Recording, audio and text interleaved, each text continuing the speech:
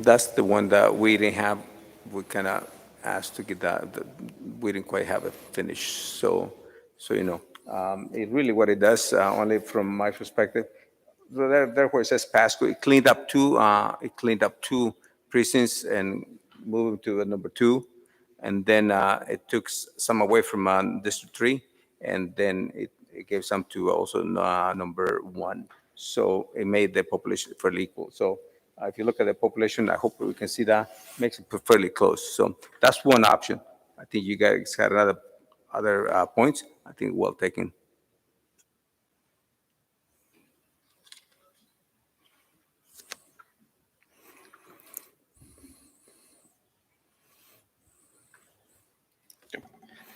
My name is Marcus Connor.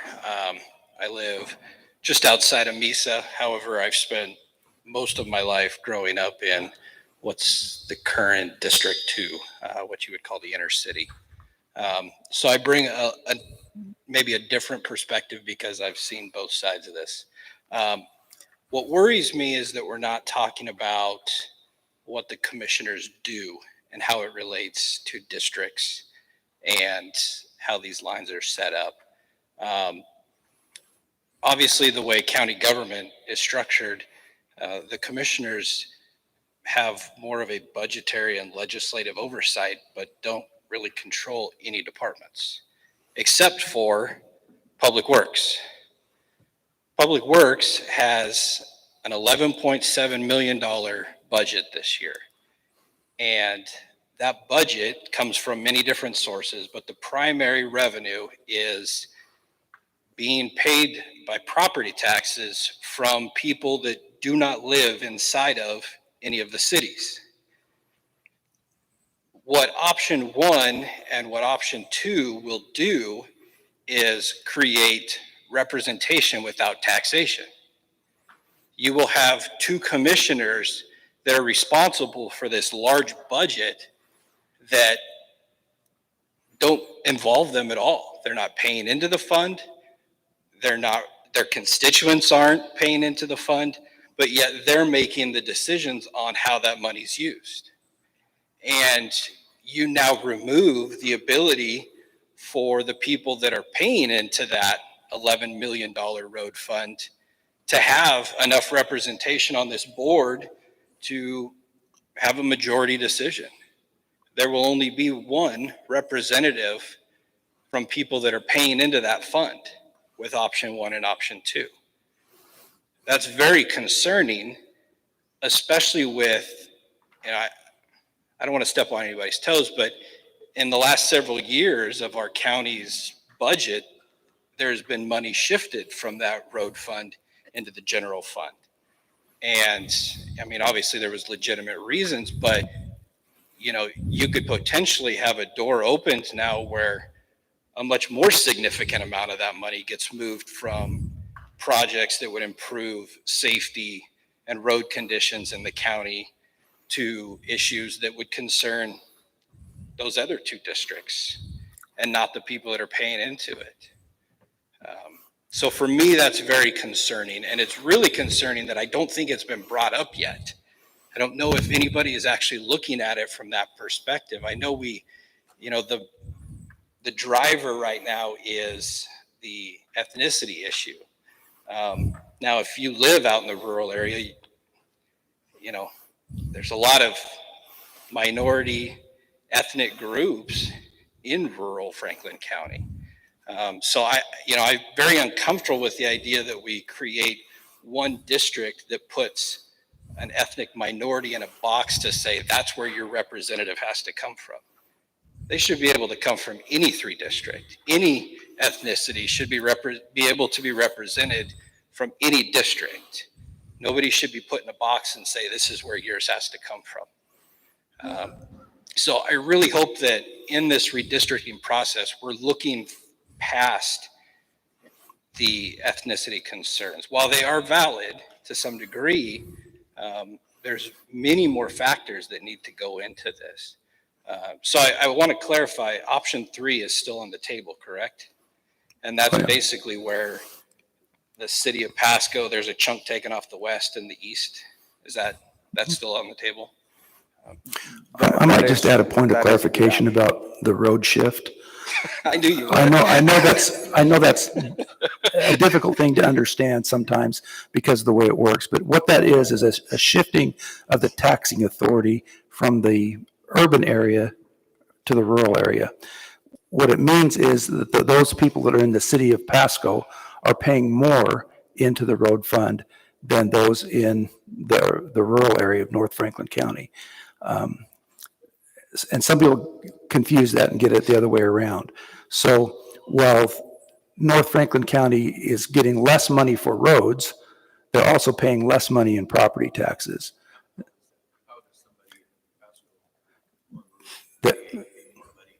Yeah, it's done in the levy of the road shift that's approved, but if the commissioners approve a road shift, it's putting some of the taxing authority that would normally fall on the urban areas, or excuse me, on the rural areas, on the urban areas. And so that the levy rate for somebody living in Pasco is going to be higher than the levy rate for somebody living in Connell under that circumstance. So are you saying that there is actually a levy rate for the city of Pasco residents that pays into the county's road fund? Because everything I have found is that that is a levy rate only assigned to the residents outside of a municipality, or not just residents, but properties outside of it. And the city residents would pay into their own city fund. It doesn't go directly into the road fund. The road fund is a separate taxing entity than the general fund. There's a levy for both. But with using that road shift, it increases the amount that goes into the general fund, basically. So last year, $2.4 million came from rural resident property taxes straight into that public works road fund. And I know that there's other funding sources that kind of go roundabout where you have to go, you pay it to the state and then the state makes you ask for permission back and all that stuff. But when you're talking about the actual property tax levies, it is the unincorporated properties that are paying that. And with these option 1 and 2, those residents aren't. They're paying into their own city fund that's taking care of that. Correct? Well, not exactly. The city is paying into the rural road fund through that property tax shift. We might be talking about two separate things then. Because I'm talking about the road shift that happens in the budgeting process. Yeah, exactly. Where a certain amount of money goes from that road fund to the general fund. And that wasn't that's necessarily supposed to be the point of contention here, but it's an example to show that could create, because you don't have that direct representation relationship when you're just putting these districts in the city of Pasco alone. You don't have that direct representation, and that could open the door to a much more exaggerated version of what we've seen in those past years. And I wanted to ask a clarifying question. Is this committee responsible for giving a recommendation to the board on district only or at large? Or is that something that the county is completely deferring to litigation on? That's something that's going to be decided in the litigation. If the court were to find that Franklin County is in violation of the State Voting Rights Act, that would be the remedy that they would pursue. So, as a citizen to the committee, I hope that you will give a recommendation to the Board of Commissioners on whether we should continue at large or switch to district only. I believe district only will provide for a much higher candidate pool with people that are able to run for these positions. If you look back in the last few years, it takes about $50,000 or $60,000 to run against an incumbent in a countywide election. That prices a lot of people out of being able to serve. So I hope you will make a recommendation that we switch to that. That's all I have. Thanks.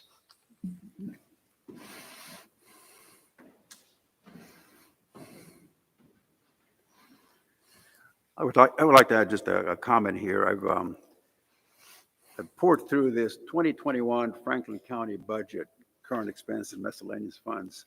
And I think it's important to speak on the basis of facts, not what you think the facts are. And as I look at all the taxes that are levied on citizens, residents of the Franklin County, there is no distinction made in this document that I've looked at between residents who live in the city versus residents who live outside the city. So the overwhelmingly 75% of the Latino population that lives in Central Pasco, homeowners, business owners, are paying county taxes in substantial amounts. What would be good to see is what, and the population is quite heavy, what would be good to see are the tallies. What are the residents of Central Pasco paying in taxes versus what the out-of-city people are paying? That would be a pretty good document. I think I know which way it would go. But if you want to talk about taxes, you need to present the issue fairly and in recognition that taxes apply to everybody. And right now, everybody means like 2/3 of the county living in the urban area are bearing the heavier burden of taxes. And they're not fairly represented. So goes the argument being made by attorneys. So, I mean, our job is not to get into debates about what is and is not fair. Our job is pretty cut and dried. We are to simply provide ideas based on your input about how the line should be drawn. And that's a pretty weighty task, particularly given the fact that we only got started a couple weeks ago. Now, this issue has been festering. You asked about how we got here. This issue has been festering since 2016, when it was brought up in the county commissioners' meetings. Mr. Koch can probably talk a little bit about that. And the decision then was to kick the can down the road. So then this issue festered about, what is fair representation and what is not. And you got groups that involved to represent plaintiffs, and the notices were served in October 2020 that there would be a lawsuit filed because the vertical lines seem to be dividing a pretty heavy community of interest, which would be the Latino population, into three. So they would never have a chance of nominating or electing their selected or preferred candidate for commissioner. That was the argument made. But at that point, it would have been prudent to name a committee, because then the committee would have a lot more time to study this, talk to people. But as it is, this is all rush at the last minute. And I for one, regret it. We, for example, have 3 public hearings, 2 in the north, where 1/3 of the population lives, and only 1 in the central part, where 2/3 of the population lives. Now, explain that one to me. We should have had an additional hearing in Central Pasco in Spanish with English interpretation to allow the residents of that voluminous part of the city and the county to have their say. But we're not going to have that because, again, time constraints. So anyway, I just want to say that it's a tough job. We're not going to get this perfect. We appreciate very much your input and the time that you're making to come here and provide your thoughts. And we'll do the best job we can to put options together for the commissioners. That's all we can do. Thank you. So question, how to reflect on his statement, out of the 100,000 people that are on the Tri-Cities, how many were there last night? It's probably 30.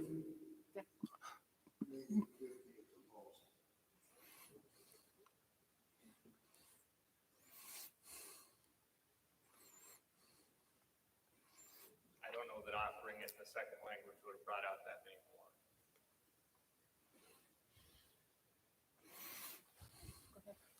So I just want to ask a real quick question. So I look at the demographics of our county. Not to get too deep into the weeds here, but I mean, it's overwhelmingly Latino here in this county. So I just want, maybe a better definition of what protected class is. That's a legal term. I probably am not qualified to give all of the definitions, but definitely race, ethnicity, nationality, gender, those are going to be protected classes.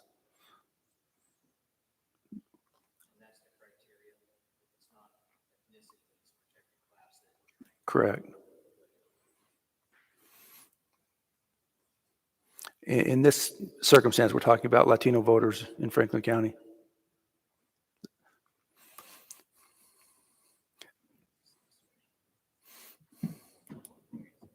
So a couple of other things that I wanted to, several of these people that have brought up things about this map has been fairly valid. I have a little bit a different perspective. I was there last night and visited with you, and thank you all for serving on this panel. And it's a difficult job, and I can appreciate what you're doing. So something that we haven't talked about is I'm a land developer in Pasco. A tremendous amount of that area in the purple right there. I know the plans for not every parcel, but a bunch of them. And this map here, if we were to go with this map, we would very shortly be back in the position we are today, which is out of compliance based on population.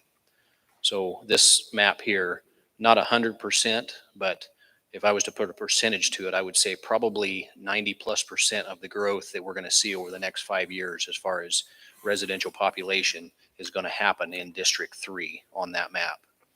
And would you go back to option 1?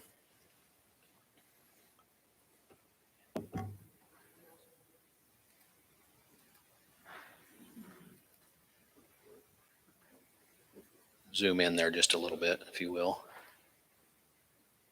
So that's very similar. That one is a little bit better, but not much. I really think that we need to consider this idea that we've talked about of putting some linear districts together. And I think that it will help us down the road to maintain, as growth happens, it will help more evenly distribute that growth amongst the districts. I don't know population. I haven't had time to do this, but if we were to do something like, I don't know if it would be Road 68 or Broadmoor Boulevard and draw, District 3, if it went between the river and Broadmoor Boulevard or Road 100, and then I don't know how you would do it. I don't know which district would be which. Doesn't matter. And then draw another one over to, maybe Road 36 or something like that. And then I think that it would more fairly represent everybody. I really think it's important. So I'm a private developer in Tri-Cities, as well as I'm a cattle rancher out here in the North County area.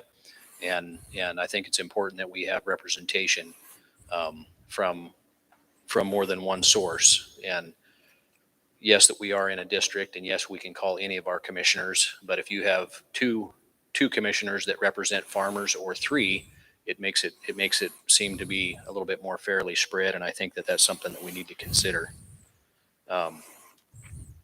Could you share with us, I don't know if you have this, could you share with us what the Caucasian percentage of our county is versus the Latino percentage of our county? Yeah, I don't know off the top of my head, but If we we have could that. determine that. I think that the county is getting a little bit of blame for people not showing up. Tonight's a representation of that. Last night was a representation of that. I do agree that we should have another meeting potentially over in East Pasco and have the option of having it bilingual. I think that would be, would help with that and be more fair. I think that's important to do. But it's also, I don't live in this town. I live in Pasco. I was there last night and I'm here tonight. I care about it, and I want to have input.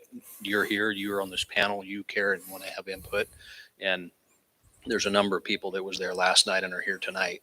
I think that speaks volumes of the representation that we have today. You have to show up to represent, and I think that's really important. So thank you again for what you're doing. To speak on the demographic data, so we have that from the Office of Financial Management, and in public comment last night, somebody asked to have that posted, and so it's our plan to post some of that on our page that we have dedicated toward redistricting in the county site. So what you see as far as populations there are aggregate sums of the census blocks that occur within those counties, and I was able to do that calculation through the map software. And then the dev or deviation is a percentage positive or negative of either side of the central 32,250 that each of those populations falls on. So just give you an idea of what the balance is in each of those proposed districts. And then the existing districts have the same numbers. If you go back to the first slide. Thank you for that. That's helpful. As we're talking about that population and this map showing District 3 getting almost, a vast majority of the residential growth, there's projects planned all the way across that purple area. And I don't know the exact number, but in the next, correct, pretty much from the end of the airport. Yeah, and density wise, the donut hole isn't going to get a tremendous population number, but from the end of the airport all the way across Burns Road, all the way across there, there was an article in the paper there that said 5,700 homes are coming there in the next 10 years.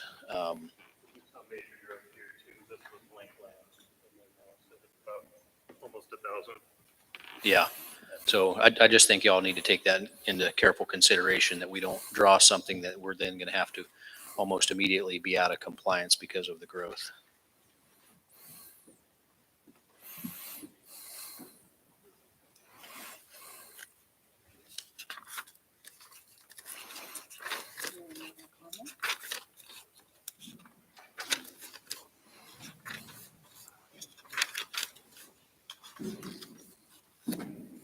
So is this close enough to the mic? Because I flew you guys out last night.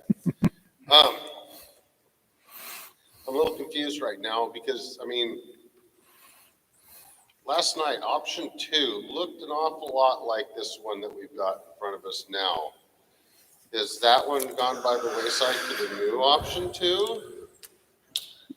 No, I think that's option 2, rather. So it's a proposal there. So you're right, that's option 2. And we came up with, that's No, it. not that. This one clearly says option 1.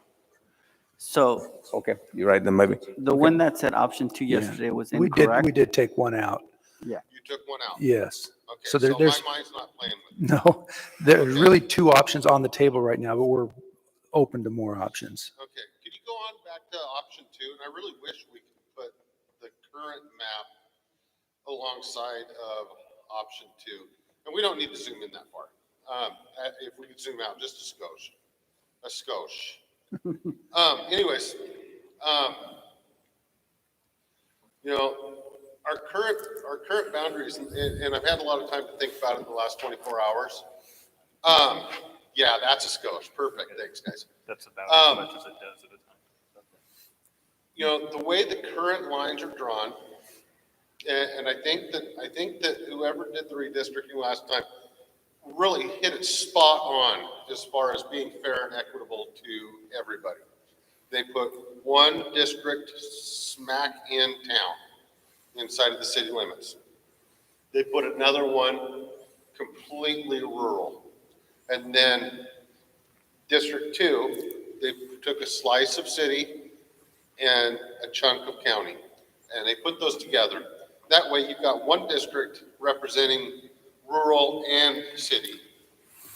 You have one district representing the city and one district strictly representing rural. If you're going to do 3 districts, in my opinion, that's the most fair and equitable way to do it. That way everybody feels like they got a fair chunk of the representation. My personal opinion, this new option 2, as I'm going to refer to it because I didn't say it last night, that truly is the most fair and equitable way to go about this for everybody. I'd be really open to seeing what Mr. Bauman has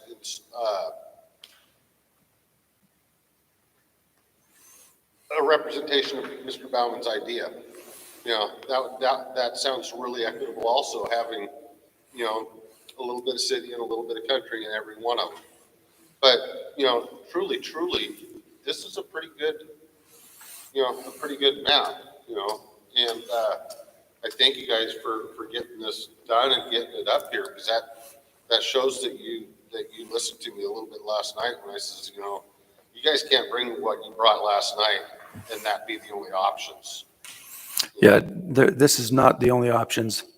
You got other maps in the works also, or? And that's why we're gathering input tonight, is to see what the community wants and what's important to them. Okay, okay. Thank you very much.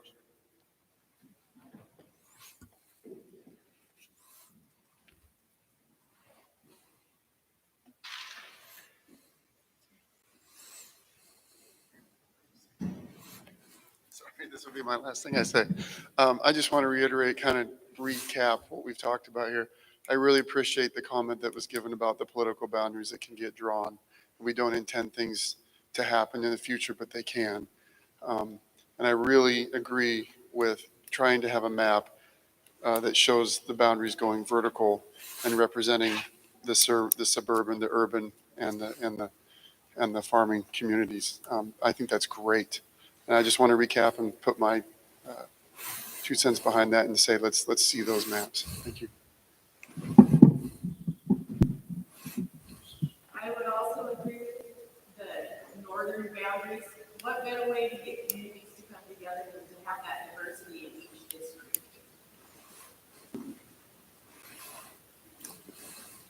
If the goal is to serve the Hispanic community better, Pasco already understands this so well that they lotterized or created a lottery for how their kids go to high schools because they didn't want to put them in a box. That if you were in East Pasco, you're going to have to go to Pasco High. They already understand this so well. It's not a heavy lift. You know, with these proposals, you end up doing the same thing. Just putting them in a box.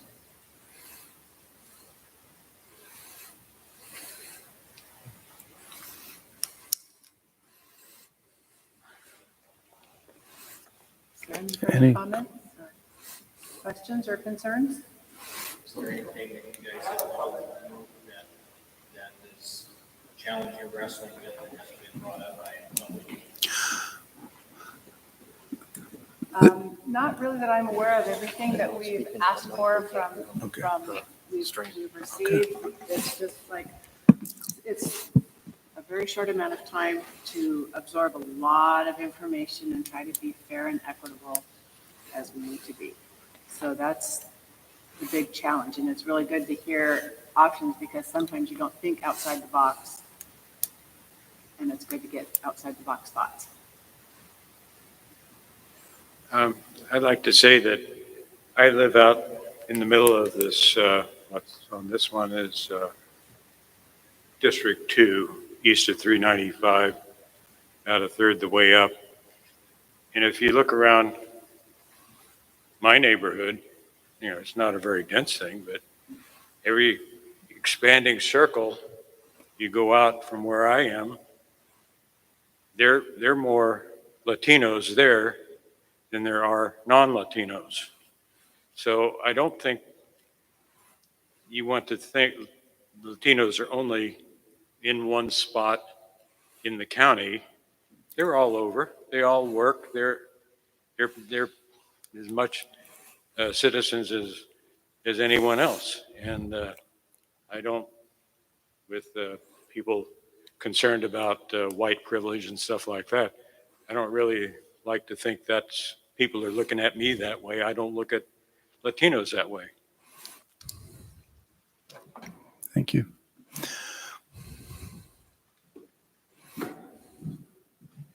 Hello, everyone, and thank you for your service.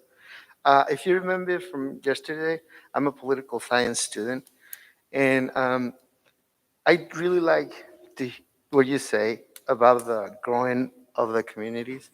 And, well, I would just like to, reaffirm that. The East Pasco, if you work in Tri-Cities, East Pasco is growing in a rate that is insane.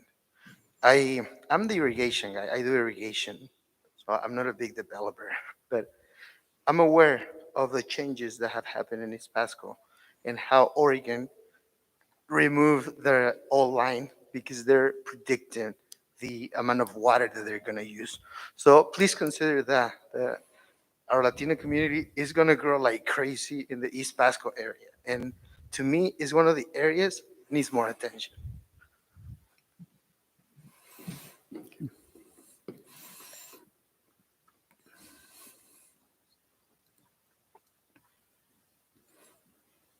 When you look at the north part of the county, particularly North Franklin School District, I believe we're at 80% Hispanic, so you can see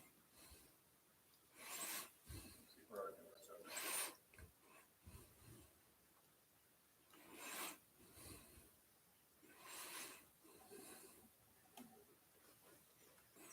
Any other comment or suggestions or? I'm kind of looking as a board guy here. Talk to some people. There's another option that we can try to look at a little bit more. I mean, I presented one, or we presented some things. We have one. There's another one to look at. I'm not sure how it'll work population-wise. Right now, what we have is fairly even population-wise, where you see that 32,176.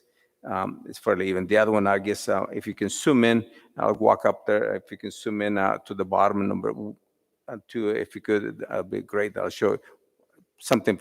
I like some input from some folks.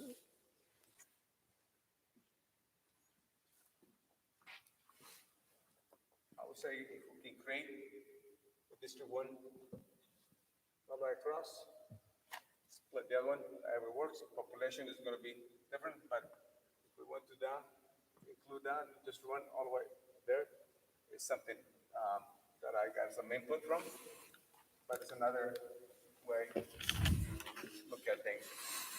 And the other one's split. It's not where it is now. I'm saying it's different. But you're looking at options.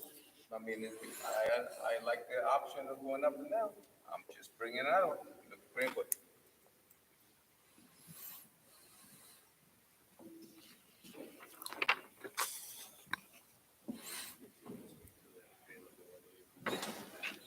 What's that? Oh. You want to explain that? Sure. I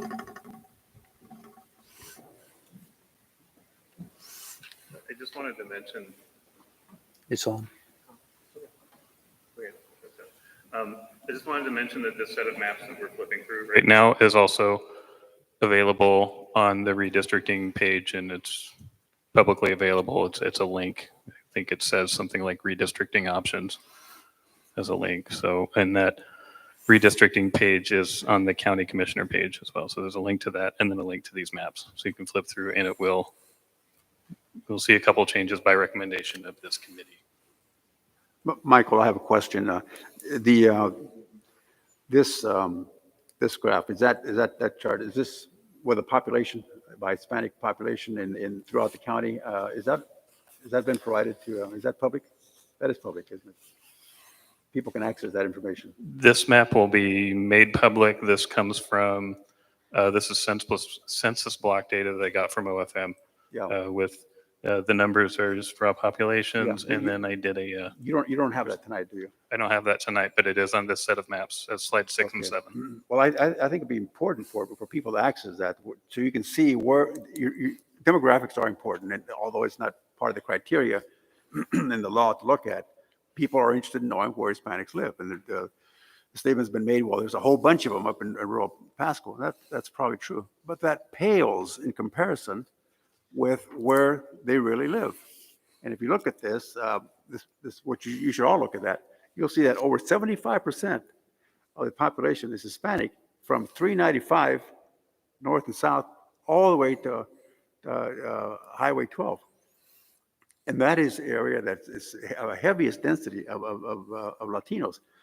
True, there's some up in the northern areas, and they're growing, but their numbers are really talking about 10s and 20s versus hundreds and thousands.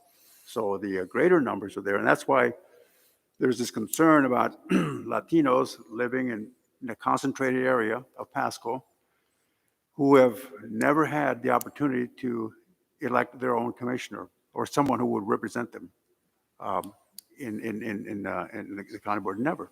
So again, I'm not saying that's right or wrong, but that is part of the the litigation that's going on. But I think it's important to know that you have access to this information so you can see where people live by ethnicity. 4 times that I ran for that position, there was not one Hispanic that entered their name. So we keep saying that they were eliminated to run. They've never been eliminated to try to run. Nobody has tried to go. Bob, times, they are changing. Last year, you had one that ran for the one candidate who made it through the primaries, one Latina. And she didn't make it past the general. So, I mean, again, I'm not going to argue as to why. That's for the attorneys to do that. But I just want to point out that people have tried to elect their representative. It hasn't been possible. And that's why we are now trying to do the best we can in drawing some maps, new maps, based on your input. Thank you, Bob. I think I'm glad somebody lied. I mean, I know what Felisa at saying that she didn't get voted. Well, I think if we had to go back, I think the person that won, and that was endorsed by the Spanish newspaper, whoever's sitting right there now. So so the people that voted, whether Spanish or whatever's in that district, voted for the person that got endorsed. So not only once, twice. They did not endorse the other person Spanish for whatever reason. So I'm just saying, it did get done. The people voted. So whether you want to do it legally, that's not the way it's supposed to be done, by vote only. It's really kind of a sad state of affairs that we have to have a conversation that says you can't represent me unless your skin color is the same as mine.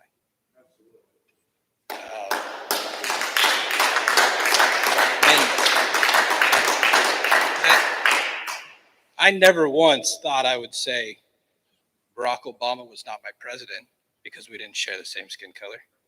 He was elected. He was our leader. Why have we gotten so far from that? And I know that's not for you guys to decide, but the fact that it's being brought up means it's weighing into your decisions. And that's scary. It really is for the future. I'm sorry, but some old farts in here. When you're gone and me and that gentleman that irrigates right now, he's going to be somebody. You can tell. And neither of us, as the younger generation, should be put in a damn box and said, if they're not your skin color, they can't represent you. I'm sorry, but it's hard to listen to know that where I'm going to raise my kids is being put down this path that says there's a group of people here that are racist because somebody didn't win an election. That scares me. It scares me for our future. So, sorry, I'll get off that. Back on the districting thing. If your guys' goal is to, I hope your goal is to eliminate the need for any litigation, really. That you can come to a map that really makes the litigation pointless. That would be a good goal for all of us as citizens. This litigation will be expensive. And we need to find a solution. And I hope that is part of your goal. The second thing I hope is part of your goal here is to create a map that only requires fine tuning in the future.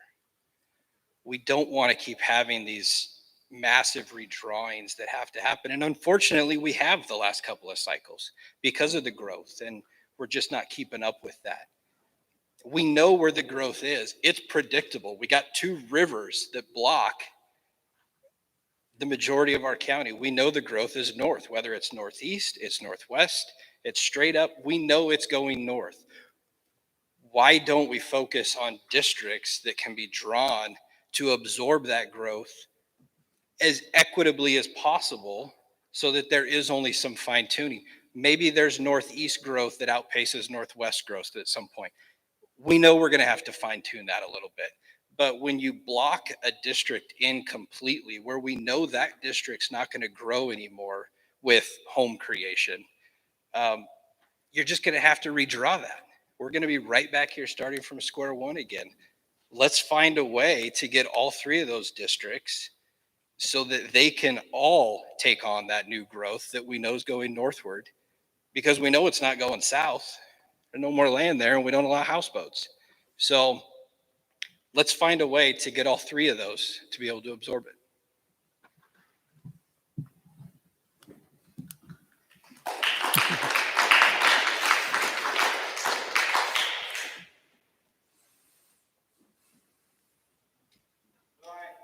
Just found out about this meeting this afternoon, so I got off work and came here. I'm a little confused. We're talking about consensus, but I'm thinking we're talking about voting. So what's the population based on? The age for voting and above, total population, registered voters? I mean, I guess I'm a little confused on this, and that's my fault, because I didn't get educated. Maybe you could explain what the consensus has to do with a voting district. And the other thing, I've got a relative that works in North Franklin School District, and she told me that the population, the Hispanic population in the North Franklin School District is 65%. So when you say that, you know, this area isn't being represented and this area is, I think we have a pretty good mix across the county. Maybe there's more in Pasco because there's more housing, but I think we have a fair representation of the population in our areas too. Would you like me to respond to that? Yes, please. Okay. Yeah, these numbers of these districts are based solely on census population. However, the court does look at those other parameters that we talked about, and ultimately this will be decided by a Superior Court judge as to which map or plan they accept as the new Franklin County map. The defendants, being Franklin County, will our county commissioners will weigh the options that this committee presents to them. They are free to choose a different map or create a different map if they don't like what this committee presents to them. But they have asked for this committee to gather public input to what it should look like. One of the key issues in this litigation is whether Latino voters have been underrepresented in county elections. And the court will ask professional demographers as expert witnesses to testify what they find and what they see, and they will make their determination. The plaintiffs have created a map.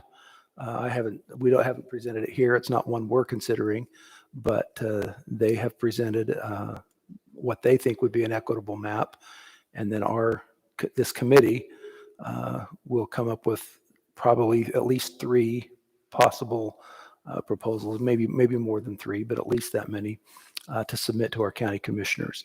You've recognized that the North Franklin School District is predominantly Latino.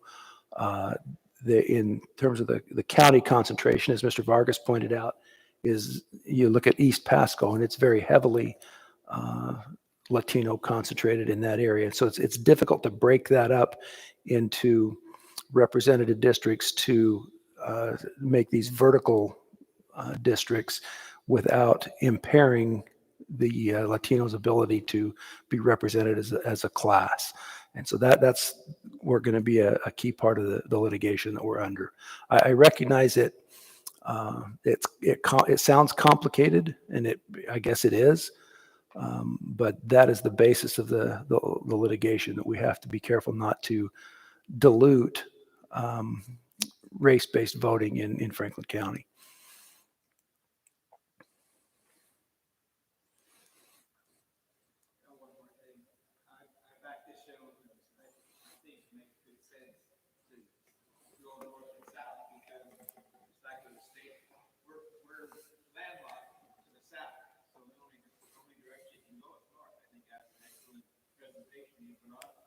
My vote is please consider it and draw a map that way, because we get full representation across the whole county. If you needed to move more of a certain demographic in, the lower lines, you could just adjust or move out in various ways to accommodate that. Of course, any of this will only remain valid until same people that came up with this initial rule decide that race is just whatever you decide it is. So we only have to deal with this for another generation at least. It's every 10 years, census changes, so No, they have but to what do I that. mean is the same people that are telling us now that gender is optional will soon be telling us that race is optional. So we just need to stand by and then we won't have to think about this anymore. So somebody expressed some interest. Would you like me to show you that boundary and give you some idea of where the population's coming? I've got that. Are you talking about the urban growth boundary and where that's going to lie? Well, but just, I mean, in the next 36 months, there's a very good possibility that there will be 5,000 new residents in Pasco, or not Pasco, but Franklin County. In that northwest part of Pasco? And Yeah. those first two maps, that will be exclusively inside of District 3 on those, those maps, almost exclusively. And so in 36 months, we're almost as far out of whack as we are today. I guess, Steve, for me, I'd be glad, that way the public can hear and they can see it. So if you could do that, that'd be great from my side. I don't know, but the other, but Help me out with this. George and I work together quite a bit and know what's going on. If you'll go back to, I think map 1 would probably be the most helpful.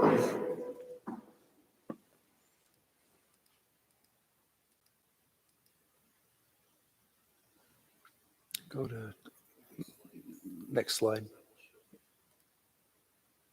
One more. Yeah, probably zoom in a little bit.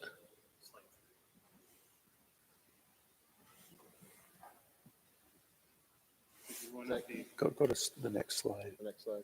Yeah. Yeah, that zooms in better. Basically, what you're doing is going from Road 36 and Burton Boulevard all the way to the top, Clark Road. And there's one little section out, and it goes all the way from across Clark Road, basically to the river, and it jumps up a little bit. But to start with, right here in that area, there's basically 480 acres that's going to be put into houses and houses. And then you've got 80 acres high school. Then you've got 160 acres or 80 acres of houses. And then going over this way, all this in here is being filled in with houses. It's already either started or in the planning stages for final approval of annexation. And you're looking at a density probably on average of 15 to 20 people an acre, depending whether it's apartments, single family, or duplexes.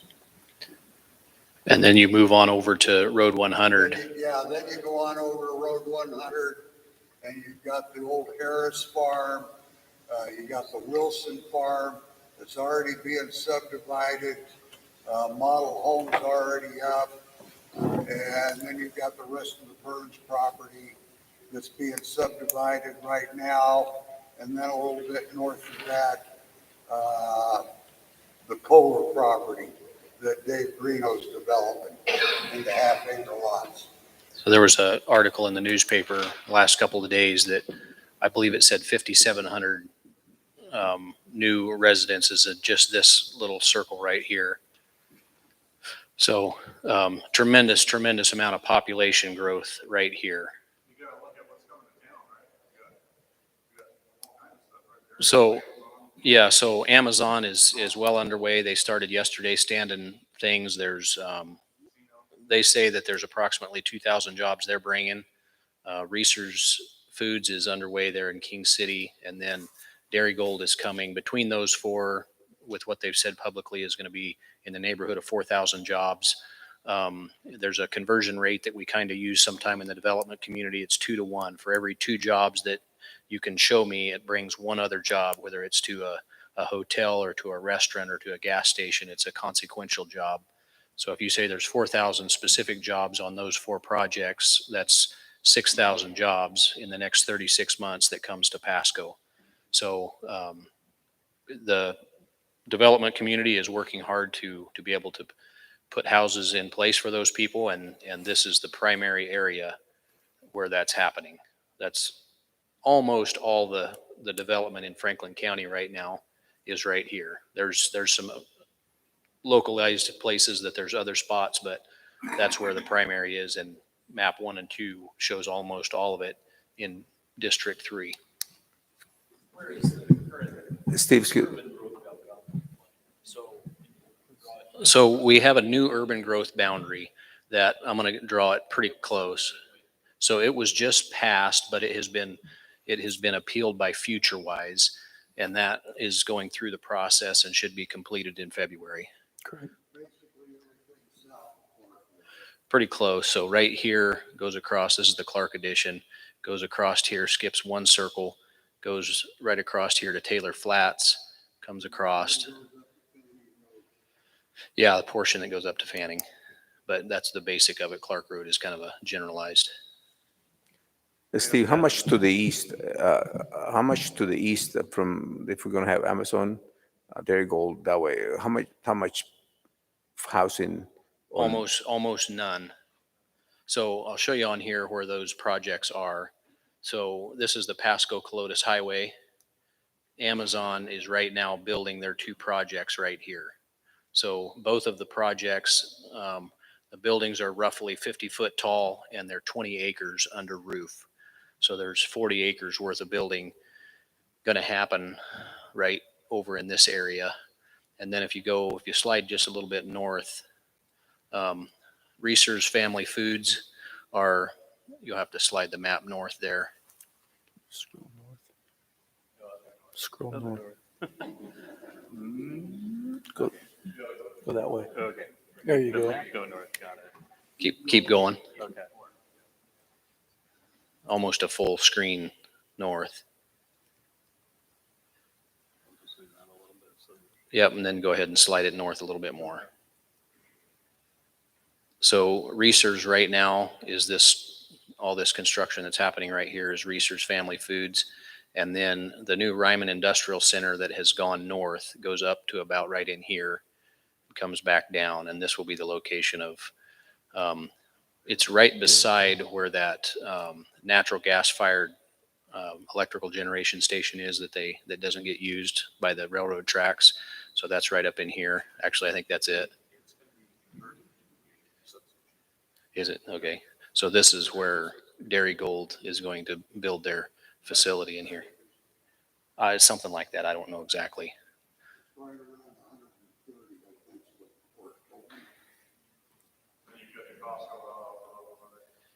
So Costco, yeah, is right by Sandifer and Road 100 is the location that they're working on. There's a big number. I've got 5 developments happening in that area myself, and then I know that there's at least 7 or 8 other ones that are in the process right now. So there's a tremendous amount happening in that area.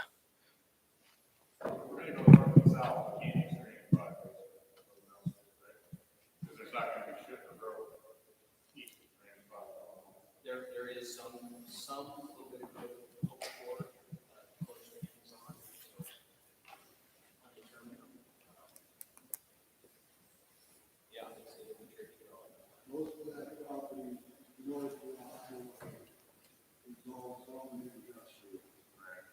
It's very little residential, when you get out along Foster Walk Road.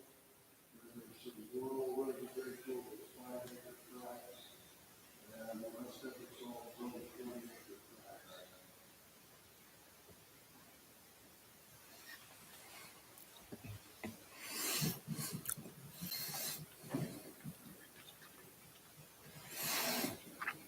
I'm good. Can you give us an idea, a rough idea of what the Plaintiff's map looks like?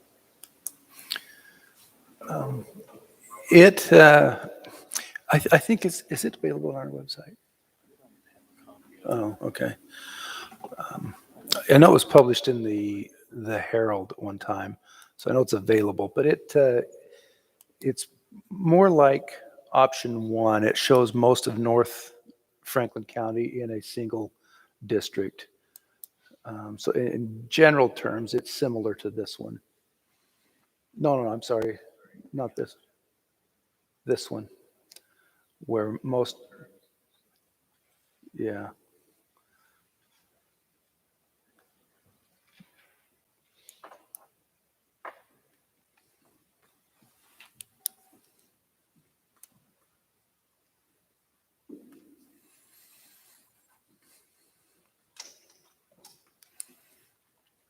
Well, we don't need to keep you here later than you have comments for us, so any last closing comments? Well, again, thank you for being here tonight and taking the time to provide some input. This has been very helpful, and will guide the committee's discussions and proposals they put together. Thank you.